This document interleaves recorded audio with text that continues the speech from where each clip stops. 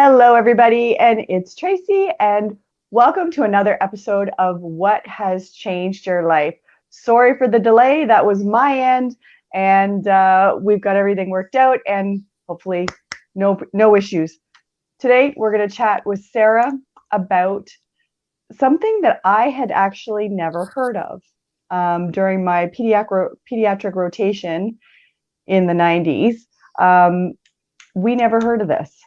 So tonight we're going to talk about PANDAS, and it's a childhood disorder that actually is created by correct me if I'm wrong, Sara, a streptococcal infection, right?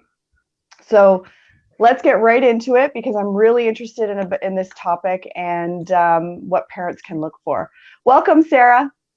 Thank you very much. It's great to be here. So tell us, what does PANDAS stand for?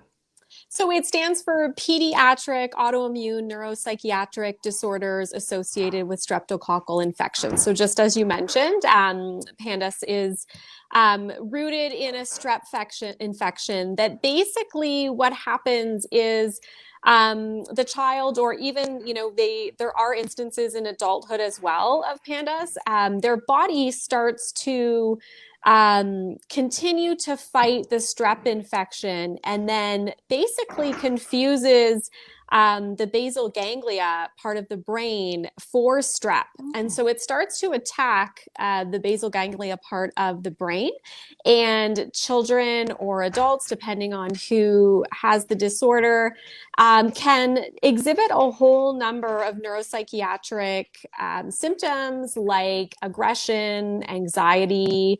OCD is a big one. Tics can often be part. There can be depression as well. Regression, where we see kind of a backsliding in certain maybe things that they typically would be fine doing, they no longer can do. And so it is quite a concerning disorder. And I came across it in my own life when my child started to experience basically overnight a whole host of these symptoms. And that's when I first learned about it. And so, 5 years later, we're still dealing with this disorder in our family.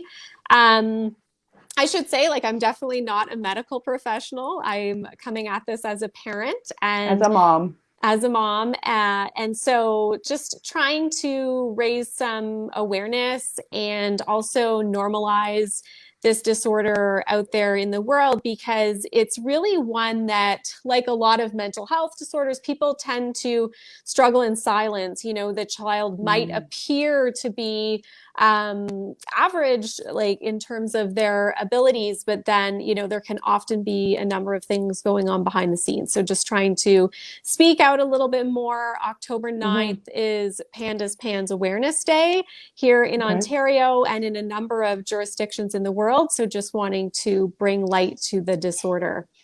So I'm just gonna go back a little bit. So your child got sick. Did they or did they not? So they had a normal colds, started exhibiting signs that way, and then they started, or where did it start? And then how did you go, something's not right here? So my son at about age 5 had scarlet fever, which was really hard on him. He had, a whole rash on his body. He had, I believe the sore throat, but he was so little, it was hard to tell what was going on. Yeah. So after that, it really took him a while to seem to feel better. And then about a year later, kids in school pick up lots of things. He picked up another strep virus or bacteria, I suppose. And so he had a sore throat right before Christmas. We didn't think much about it. Seemed kind of like a normal cold. Okay, his throat's sore, keep him home.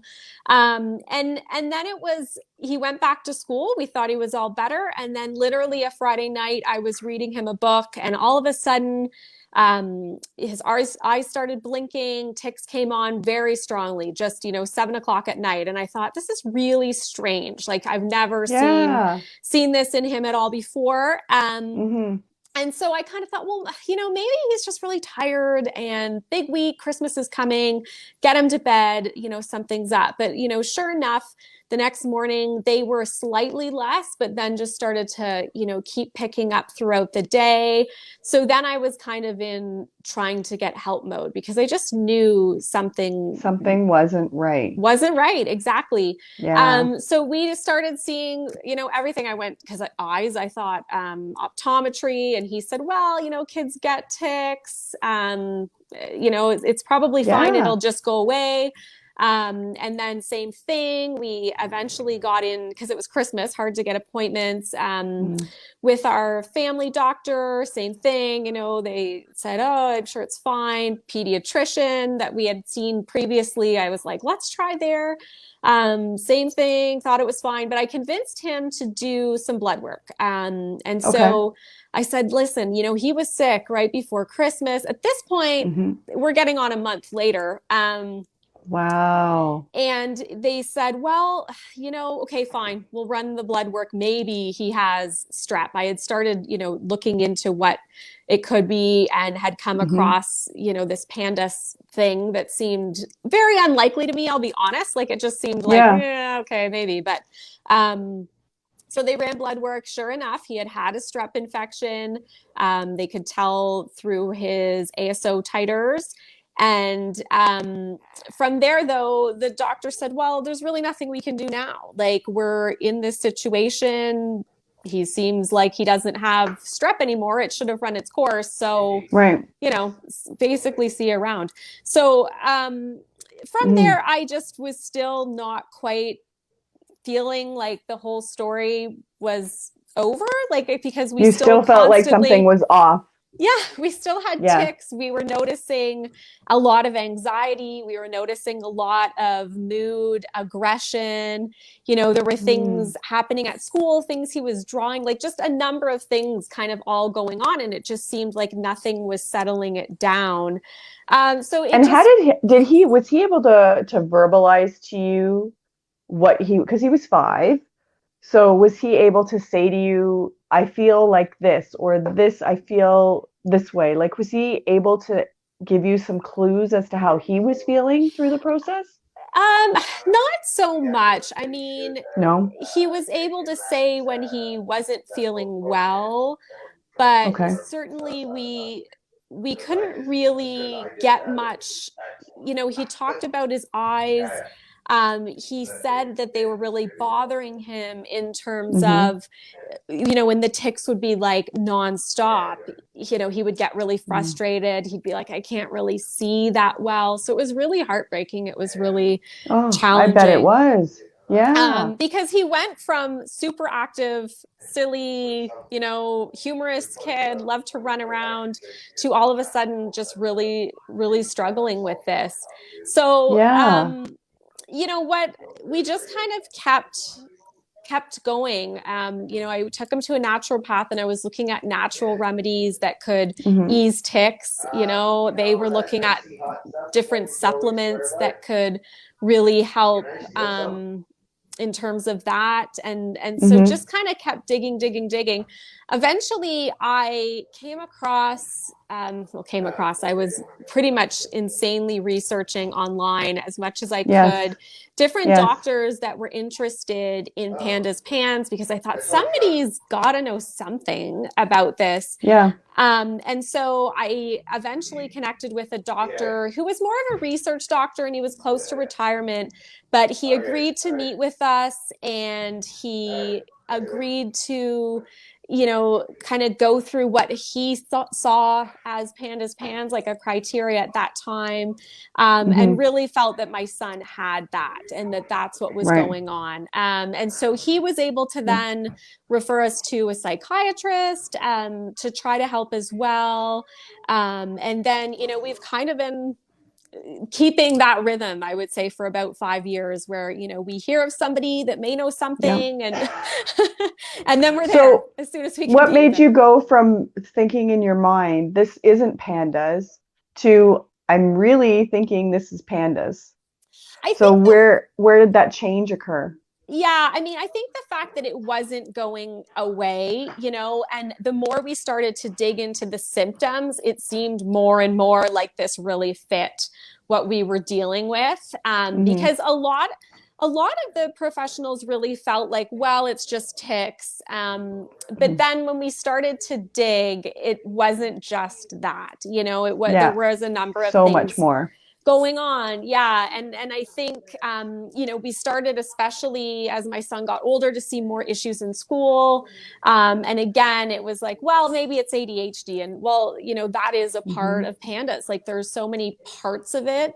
Yeah, Um, OCD, ADHD, autism, like, poof, yeah. right? Where do Yeah. you fit, right? Yes, exactly. And the other thing that really was there for us was the waxing and waning. Like it would be like you'd be fine for a while, and then all of a sudden we'd see a real ramp up in symptoms, and that's very Right. common with PANDAS PANS as well.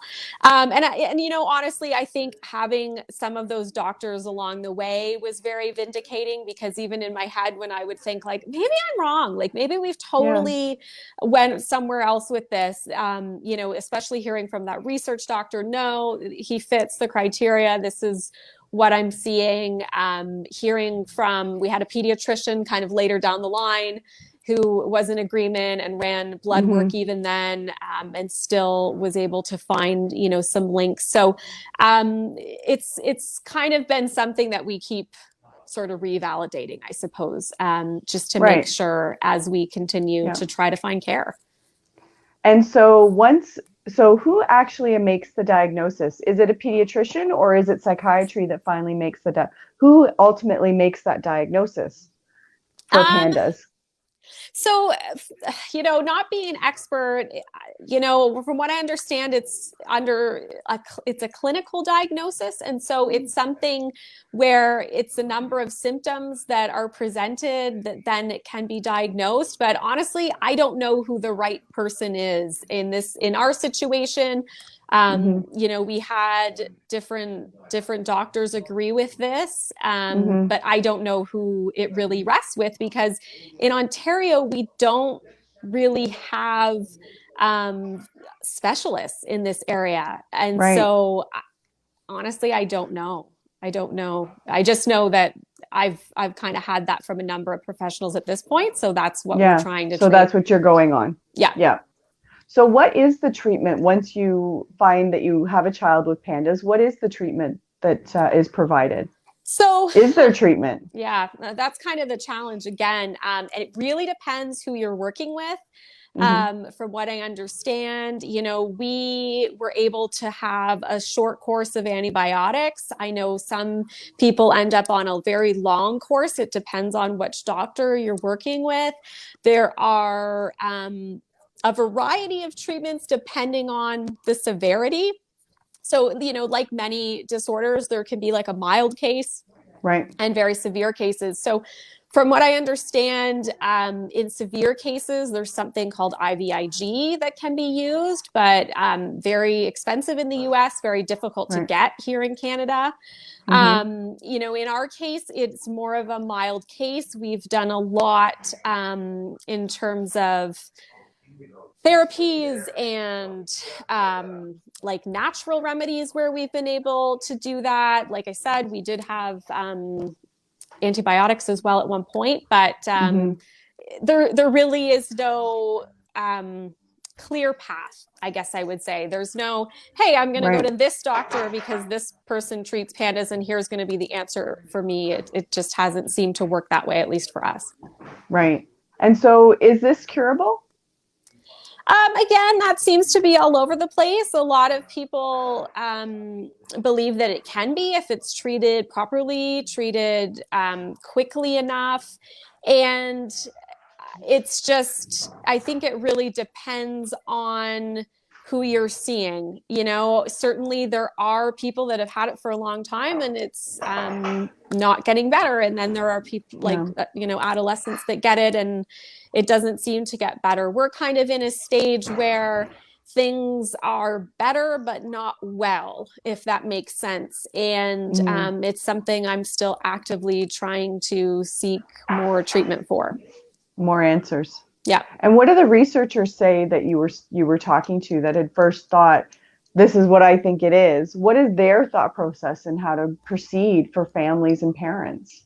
Yeah, I Or mean, did they so not share their thoughts? yeah, no. So all we really got there was a referral to like a colleague, which was a psychiatrist, and then from there, um, no, the challenge was and continues to be that a lot of the doctors that we come to try to treat their piece. So, Yes. for instance, the psychiatrist that we saw tried to treat the Yeah. attention issue, and Yeah. unfortunately, there was then the potential that that could exacerbate the tick issue. And so we sort of have ended up in that, we've went to neurology as well. And so same thing, they can treat the tick part, should we want to do medication.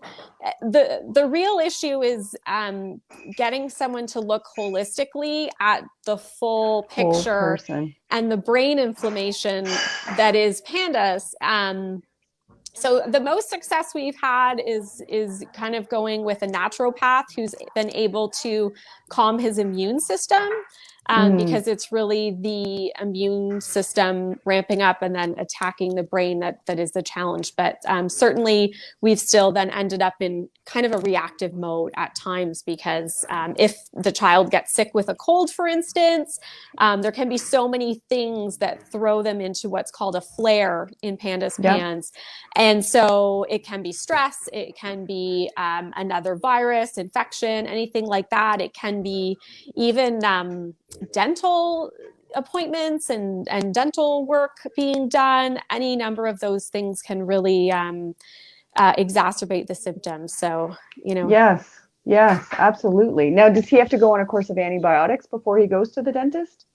We have not done that. We've not been recommended to do that. But then again, Okay. like I said, still searching. So maybe that could be something in the Yeah. future, but Well, I I don't. know some people that have issues with, Yes.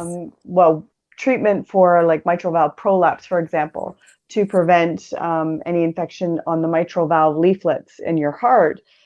Before, now that's some of those guidelines have changed now, but they would recommend people take some antibiotics prior to their dental appointment to prevent something happening to the valves Mm-hmm. during a dental Mm-hmm. procedure, because that can happen. We've got patients who get infections and it goes right to their heart valves after Oh, a dental wow. procedure. And then they need to have those valves replaced. So, food for thought, Yeah, yeah, for sure. And like I especially if said, that's something that can happen, right? yeah, I'm constantly learning with this, because I'm not in the medical world, and I'm, as a Yeah, mom, always trying to catch up and do as much research as I can do into whatever kind of treatments are available. yeah. Yeah. Is there a support group that you guys, like a community of parents that you can chat with who have been in this situation as well? Do you have those services available to you? So there are a number of Facebook groups that have started. There is a PANS Ontario group. In the US, there are a number of groups as well. So you can join different ones just to try to glean as much information and understanding as you can. It took me a while really to do that. I felt so overwhelmed for a number of years Yeah. that even reaching out was a challenge. But I'm at the point now where yes, I can lean on some of those groups and it's okay. Yes, absolutely. Because then if you have an idea and present it to somebody in the group, somebody else may have the same experience and that might be helpful. But I can totally understand being overwhelmed so much at the beginning, because you almost go into survival mode when your child gets ill. Yeah. And especially when there's no answers and you're trying to figure out what's happening, what is going on with my little, you're trying to keep your child safe and try and figure out what's going on, and then trying to reach out to all these different professionals and not getting anywhere. And so you stay in survival mode for so long, it's hard sometimes to take in that information. Do Yeah. you Uh-huh. agree? Absolutely, absolutely. Yeah. And I think there's even a period of what I would consider grieving, where all, this is not what you saw for your 6-year-old child. And this uncertainty of the future is a challenge as well, right? You're kind of thinking, well, I wanted this for them. I wanted every opportunity in the world. And all of a sudden you're not sure what that even looks like. So, yeah, for sure. And I think as parent, as mom, you're definitely trying to, do everything you can, but, sometimes it comes at an expense even to your own health, I would say, for sure. Yeah, because your priority then changes from putting yourself first to, and we do that as moms anyway, we look after our kids, right? They come first before us. We come at the bottom of the thing. It's kids first, right? Sorry, my neighbor just decided to, as you can hear the voices in the background. No, I'm not having a party at my house. My neighbor's just dropping something off. Welcome to real life. I seem to have had a lot of that today. But yeah, so you put yourself at the bottom of the priority list because you want to take care of your child who's unwell. And then you also grieve what the status quo of normal is. Yeah, absolutely. Right? And I think one of the things with PANDAS that can be so isolating is because of that up and down that I spoke about. You have times where your child just can't do the birthday party that was scheduled, or you're not sure how it'll go. Like you're sort of on pins and needles about, even family functions, because it can be chaotic. It can be stressful. The child may not be feeling that well. And you're just not able to do those things that you wanted to do. And so it can be really challenging. I know a lot of people have said they've lost friends, especially with this disorder, because the other thing is sometimes people just don't want to be accommodating, or, they think, oh, why are you guys acting weird? Or why are you not coming to things? That kind of stuff that happens. And so you sort of end up losing people that way. For sure. And that's hard because you're dealing with this issue and you need support yourself. Yeah. And the people you thought would be there are all of a sudden, they're not there anymore. And that's hurtful to you as well. Yeah, for sure. And then the other thing I think that I've seen is just even people that are close to you just not understanding, kind of saying, well, he's fine. Like I saw him at Christmas. He was fine. What's wrong? Yeah. What are you talking about? And you're like, well, you didn't see yesterday when, all of this happened, or right. And so there does tend to become that isolation there where, you stop talking about it. And I think that's kind of what I'm saying with some of the groups that eventually, I kind of got to the point where I was like, no, I need to talk about this with people because it's challenging. Absolutely. Yes. And you want to be able to say, this really sucks for my child. Yeah. This sucks for me. This sucks for my child. This is not the life I planned.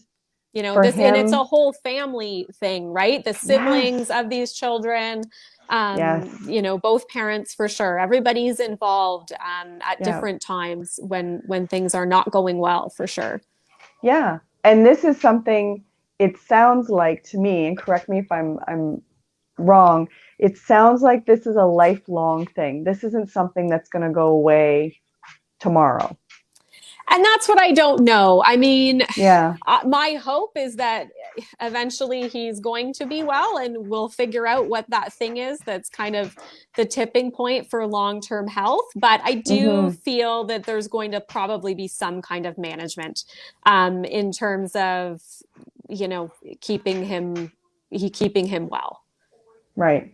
And learning how to cope with it and learning how to navigate the world from his perspective while living with this. Yeah.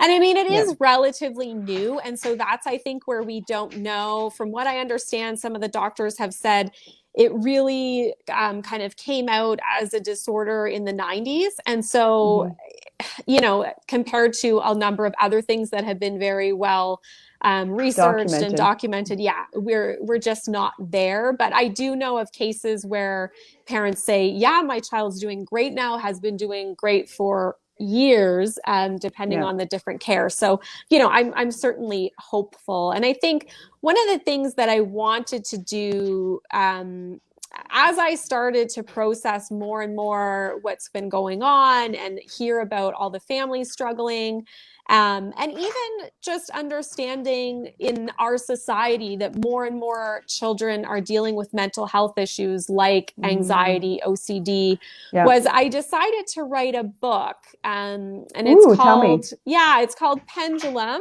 And I wrote it under my pen name, S.E. German. So this is what it looks like. Here we go. Bring it. Yeah, I was going to say, bring it over. Bring it over. Called Pendulum. Yeah. That's awesome. Good for you. Thank you. And so I really wrote it at a middle grade level, really aimed at some of the kids that are struggling with this disorder, telling a story of a young boy, very similar to kind of the things that we've come across, but it's written in first person. And he talks about, what it's like to have this disorder, what it's like to not have people understand it, what it's like to have a panic attack, what it's like, when you're struggling with OCD or intrusive thoughts, things like that. And I just felt like, I didn't want to write a book that was for parents, because it's just not my forte, but I wanted to write something that could be useful to parents or grandparents to try to understand some of the things that go along with PANDAS and PANS.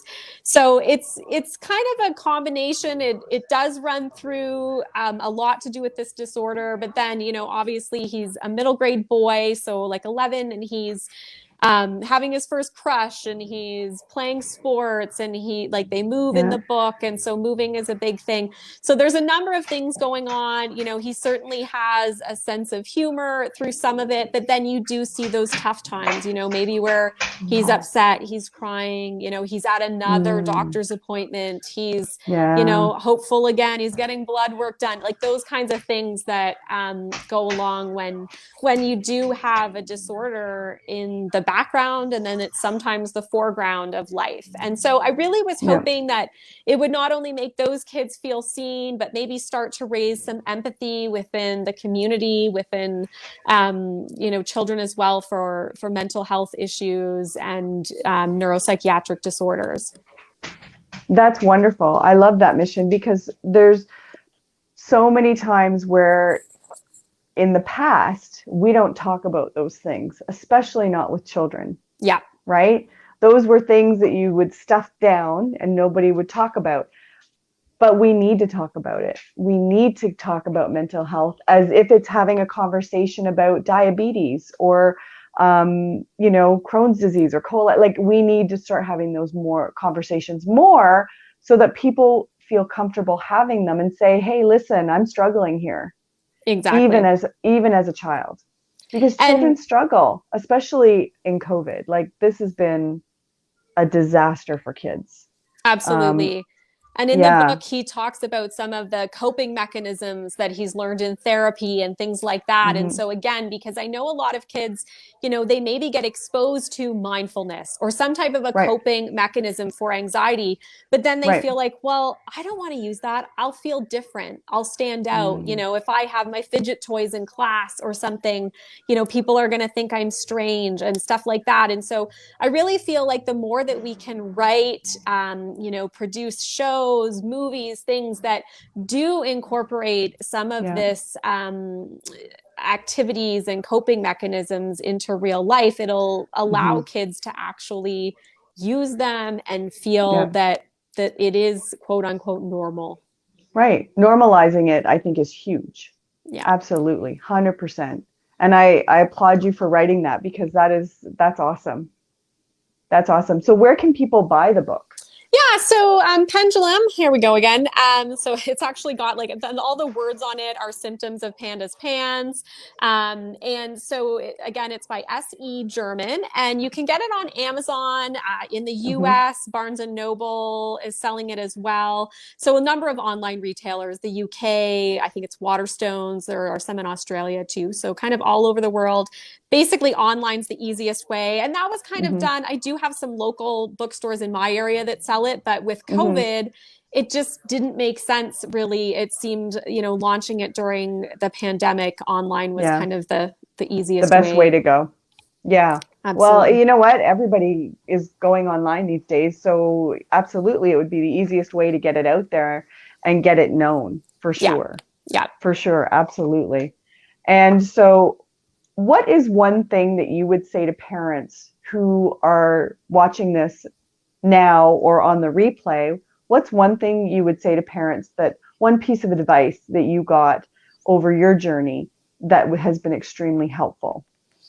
I think it's that over and over, I've been told you were right to go with your gut instinct that something was wrong, right? Mm-hmm. The reality is we get kind of talked to sometimes in ways where we think, okay, maybe I'm wrong. Maybe I don't know what I'm talking about. You see a professional and they correct you in a way or what have you, and they act like you don't know what's going on with your own child. When really, Yeah. sometimes they've only seen your child for 5 minutes and you've been living Yeah. with them 24/7. So Yeah. I feel like that's been the biggest one because I have had doctors, and I certainly don't mean to be putting down doctors, the medical profession at all. Absolutely. Yep. Everybody's Mm-hmm. busy, everybody's doing the best that they can. I've had some, like we had a pediatrician that honestly was with my child for like an hour and a half, and just we talked through everything, and like he was Yeah. one that said, you were right, like you did the right thing by continuing to try to get him care, and not just sort of turning a blind eye and saying no, it's fine, right? You just Mm-hmm. when it's not You fine. know. Yeah. One of the So things I learned very early in nursing school was always to trust mother's intuition. Because, and I will tell you, that worked for me when my daughter was 15 months old. She had been sick, and she, typical, 1 year old, right? She's learning to walk. She's, very active. She was losing weight. So we didn't at the beginning think anything of it. And then she started peeing through her diapers, which was very unusual. And then she yeah. started drinking a lot. And then I'm like, I think she has diabetes. Mm-hmm. And my husband was like, you nurses, you just go to that Think place. everything's wrong. Yeah, yeah, Everything's wrong. Nothing's yeah. right. Everything's wrong. And he's like, no, went to 3 doctors before somebody would diagnose her. And it took me sitting in the doctor's office saying, I'm not leaving until you do the blood test for her. And Mm-hmm. sure enough, she came back type 1 diabetic at, Yeah, at 15 months old, which was like so young at that, because she's, 19, almost 20 now.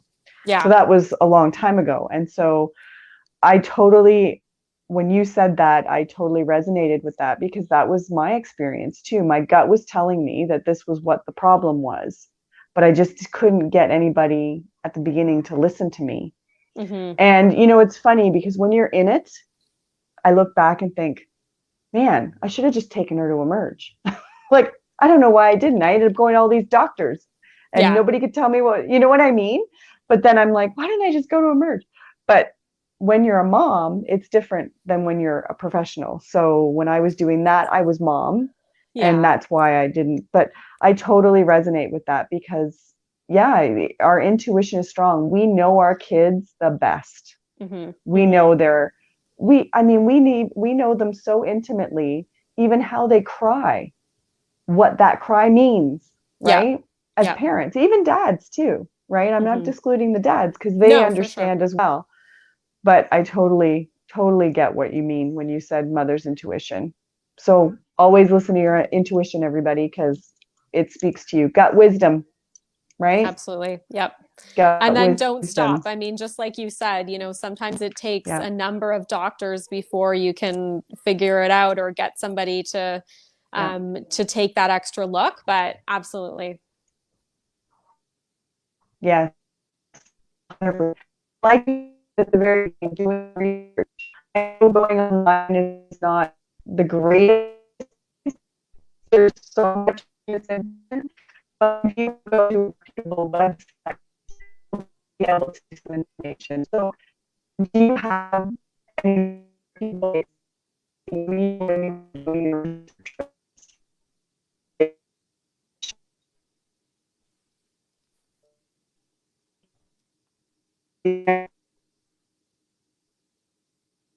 Oh, I'm having some issues on my end. I'm not able to hear you right now, Tracy.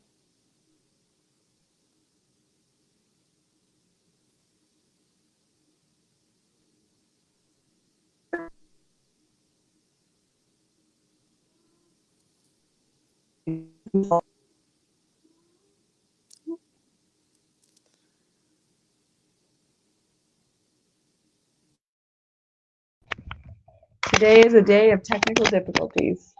There we go. I was like, I can't hear you, Tracy. Can you hear me now? Yes, Can you hear me sorry. now? What's Yeah, that commercial? The TELUS commercial? Can you hear me now? Can you hear me now? I could hear like the slight word, and then it was just like you were gone. So Yeah, for some reason, I think the internet was like, seems to be the story of my life today. The internet was like going in and out and in and out and in because you were going and then I was going so anyway, we're back.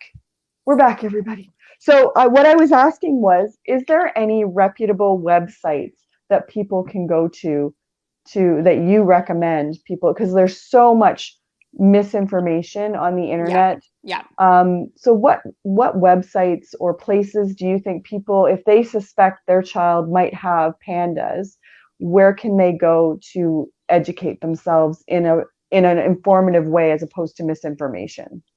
So in Canada, there are a number of provincial groups. I know there is a federal group that's starting at some point in the near future. They're currently fundraising, but not quite there yet. So I would suggest PANS Ontario as one that has a number of resources local to Ontario. In the US, there are a few spots. So they have a very great resource called Aspire, and I think the website is aspire.care.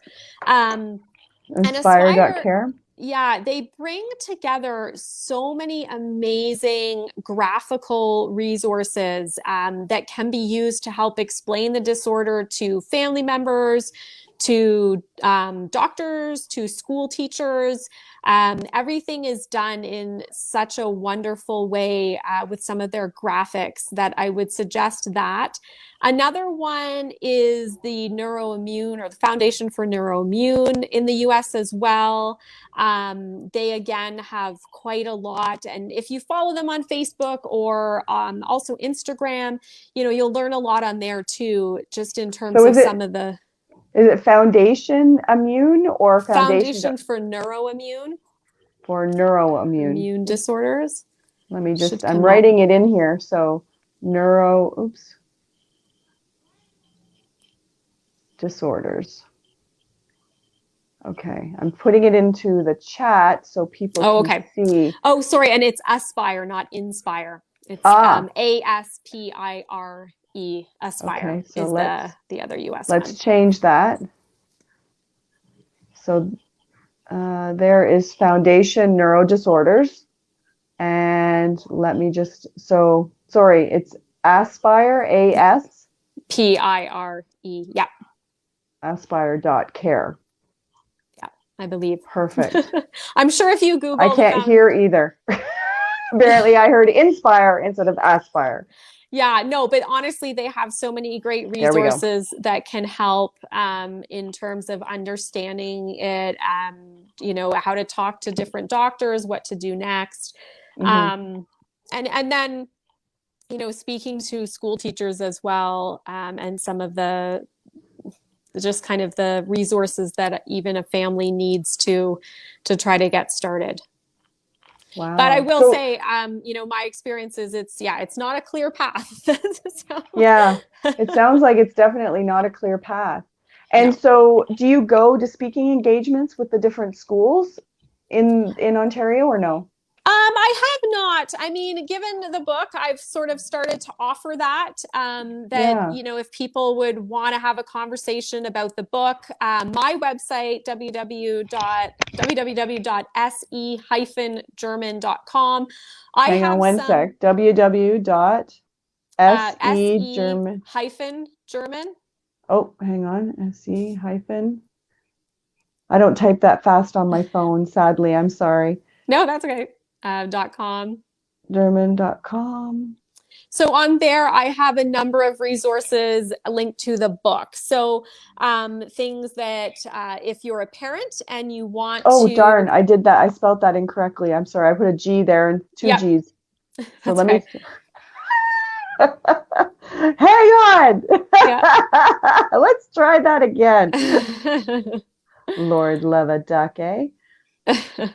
I have a number of resources around the book. So one of them is questions that a parent, if they're reading the book with their child, that you can kind of start to talk about mental health with them. So, Hmm. things like, hey, we just read about this panic attack. Like, have you ever heard or seen or felt anything like that before? Just kind of Hmm. starting to have those conversations, because a lot of kids don't realize that maybe they've got something going on. So if I Hmm. use myself for an example, I've struggled with generalized anxiety disorder for as long as I can remember, but I didn't actually have it diagnosed until I was in my late 30s.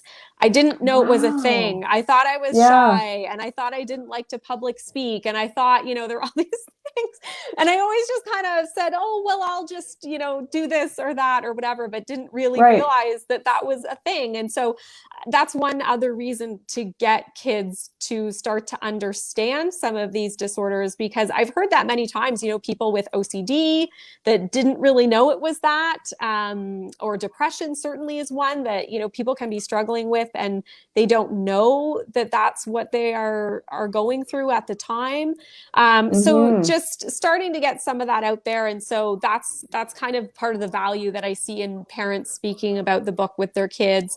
And then the other Absolutely. one is teacher resources. So if, for instance, you want to read this with your class, Yep. or A someone's hundred getting it percent. from the Yeah. library, then I put up, a printable teacher resource page where it works through some questions that you can use in class, like getting the kids to do chapter summaries, getting them to do a little project around the book, things Right. like that, just to make it usable in that way. That's So, fantastic. That's fantastic. oh, thank I you. think that's wonderful. Yeah, you need to be approaching the different school boards for Yeah. sure.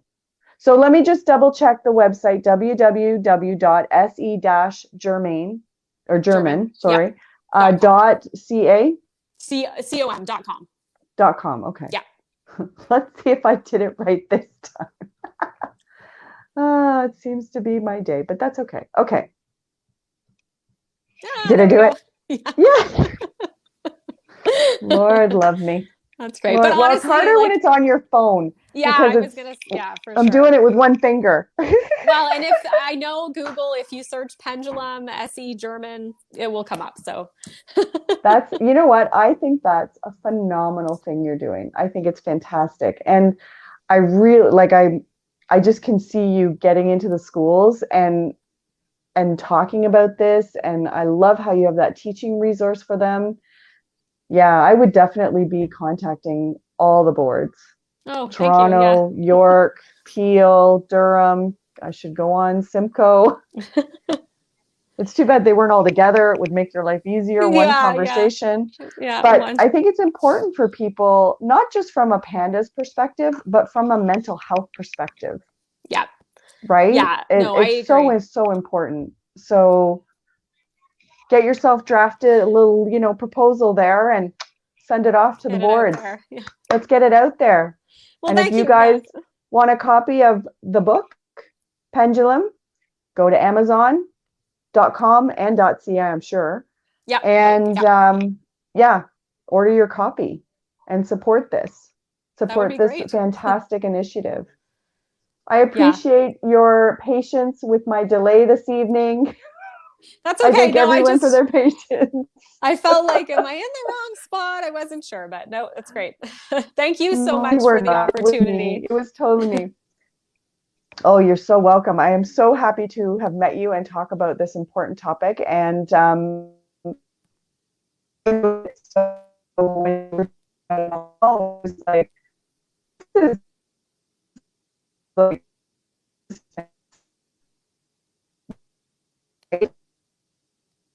so